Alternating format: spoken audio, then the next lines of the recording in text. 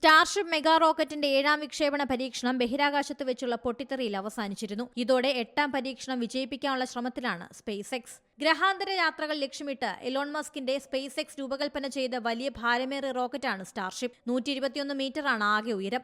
Super heavy booster, Starship space craft എന്നീ 2 ഘട്ടങ്ങളാണ് വിക്ഷേപണ വാഹനത്തിനുള്ളത്. സൂപ്പർ ഹെവി ബൂസ്റ്ററിന് മാത്രം 71 മീറ്റർ ഉയരമുണ്ട്. 33 റാപ്റ്റർ എഞ്ചിനുകളാണ് സൂപ്പർ ഹെവി ബൂസ്റ്ററിന്റെ കരുത്ത്. ഷിപ്പ് ഭാഗത്തിന്റെ ഉയരം 52 മീറ്ററാണ്. 2 ഭാഗങ്ങളിലെയും റാപ്റ്റർ എഞ്ചിനുകൾ ഊർജ്ജം നൽകുന്നതുമാണ്.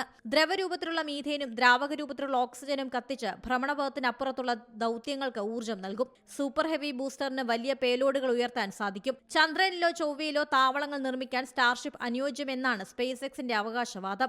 ഇരുഭാഗങ്ങളും വിക്ഷേപണത്തിന് ശേഷം ഭൂമിയിൽ തിരിച്ചെത്തിച്ച് പുനരുപയോഗിക്കാം.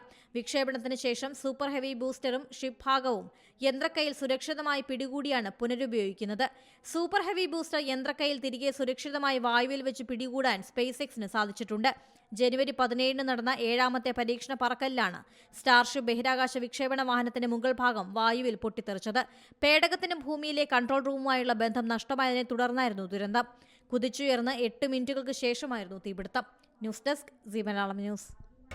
പുതിയ വാർത്തകളും വിശേഷങ്ങളും ഇനി വിരൽ തുമ്പിൽ. എല്ലാ ഡിജിറ്റൽ പ്ലാറ്റ്ഫോമുകളിലും ഇപ്പോൾ സീ മലയാളം ന്യൂസ് ലഭ്യം.